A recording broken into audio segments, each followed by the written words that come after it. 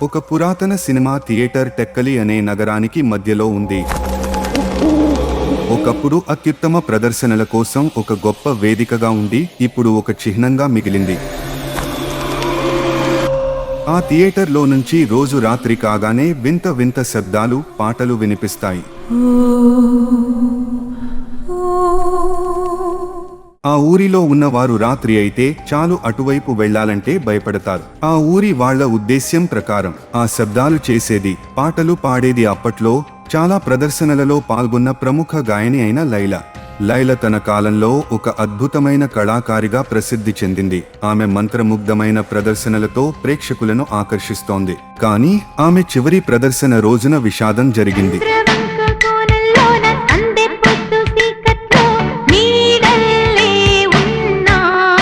ఆమె పాడుతున్నప్పుడు ఆ జనాల మధ్యలో నుంచి ఒక అజ్ఞాత వ్యక్తి లైలాను గన్తో కాల్చి చంపేస్తాడు.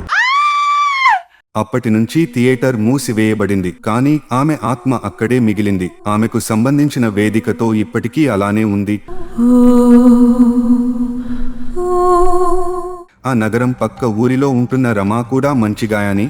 ఆమెకు పౌరాణిక పాతకథల మీద ఉత్సాహంగా ఉండేది. ఆమె ఆ థియేటర్ని చూసినప్పుడల్లా థియేటర్కి వెళ్లి రావాలి, అందులో ఏముందో తెలుసుకోవాలని అనుకునేది. ఒకరోజు వర్షం కురుస్తున్న వేళ చల్లని రాత్రి తన చేతిలో దీపం పట్టుకుని థియేటర్కి వెళ్ళింది.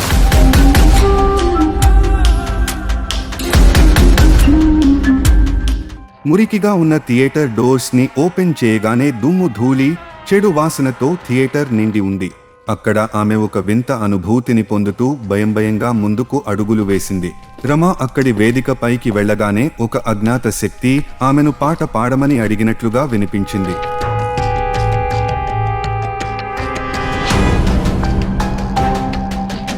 ఆమెకు పాడాలన్న ఆతురత కలిగింది. రామా పాడటం ప్రారంభించగానే చల్లని గాలులు ఆమెను చుట్టుముట్టాయి. ఆమె తీసుకెళ్లిన దీపం ఆరిపోయింది. తన ఎదురుగా అద్దంలో తను 2 రూపాలుగా కనిపిస్తుంది. మాయాచోర, ఇక్కడే రాక్షసులు ఉన్నట్లు అనిపిస్తుంది. ఆమె కళ్ళు మూసుకుని పాడుతూనే ఉంది. ఆమె పాటతో పాటు మరో మధురమైన స్వరం ఆమె పాటతో చేరింది. రమా ఆశ్చర్యంతో కళ్ళు తెరిచి చూసింది. ఆమెది విచారమైన కన్నులతో ఒక అలంకృత దుస్తులు ధరించిన మహిళ యొక్క సున్నితమైన చిత్రాన్ని గమనించింది. లైలా యొక్క ఆత్మ ఆమె ముందు నిలబడింది. ఆమె రూపం ప్రాణహీనమైనదిగా మరియు అందమైనదిగా. చీకటి మధ్య ఆమె రూపం కనిపిస్తుంది. రామా పాడటం ఆపింది. అప్పుడు లైలా పాడు అంటూ భయానకంగా అంటుంది, పైగా విపరీతమైన గాలి దుమ్ముతో. రమా ఏమి చేయాలో ఆలోచించకుండా ఆమె ఆదేశానికి అంగీకరించింది. లైలా యొక్క చివరి పాటను పాడాలని నిర్ధారించుకుంది. రామా పాడటం మొదలు పెట్టగానే లైలా కూడా తన స్వరాన్ని కలిపింది. 2 స్వరాలు కలిశాయి. రమా ఒక ఆశ్రయ శక్తిని అనుభవించింది. వేదిక కదలడం మొదలుపెట్టింది. గోడలు అలసిపోయినట్టు కనిపించాయి. రమా హృదయం వేగంగా కొట్టుకుంటోంది. థియేటర్ తీవ్ర స్థాయిలో క్రిందికి ఊగిపోతుంది, కదులుతోంది. కానీ రమా కొనసాగించింది. ఆమె గానం యొక్క ప్రాణాన్ని పొందుతూ ప్రతి పదంలో లైలా యొక్క ఉన్నత భూతం బలంగా పెరిగింది. గాలి పరిమళమైన భావనతో థియేటర్ చీకటిగా అయింది. లైలా యొక్క ఆత్మ రమా ముందు ప్రత్యక్షమైంది. ఆమె ముఖం ఆనందంగా కనిపించింది. లైలా ఆత్మ ధన్యవాదాలు రమా అని చెబుతూ నవ్వింది. ఒక క్షణంలో థియేటర్ కాంతితో నిండింది. థియేటర్ గోడలు మునుపటి రంగులోకి మారాయి. రమా పాట విన్న ప్రజలు కేరింతలు పెడుతూ ఆనందిస్తూ వేదికలో సందడిగా ఉన్నారు. లైలా ముఖం మీద ఒక నవ్వుతో ఆమె యొక్క ఆత్మ కాంతిలో కరిగింది. ఆత్మ మాయమైపోయింది. మళ్లీ థియేటర్ పాతదిగా కావడం మొదలైంది. ప్రేక్షకులు మాయమయ్యారు. రమా చుట్టూ గాలి దిద్దుకుంది.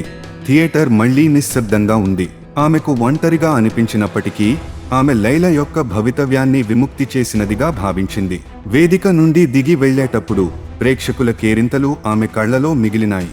రమా కంటతడి పెట్టుకుంటూ థియేటర్ నుండి బయటకు బాధగా వెనుదిరిగింది. అదే రాత్రి రమా తన ఇంటికి వెళ్లి తన భర్తకు అన్నంలో విషం పెట్టి చంపేస్తుంది. ఇదే ట్విస్ట్, ఎందుకంటే అక్కడ లైలాని గన్తో కాల్చింది రమా యొక్క భర్త కాబట్టి. లైలాని రమా భర్త ఎందుకు చంపాడో తర్వాత ఎపిసోడ్లో తెలుసుకుందాం.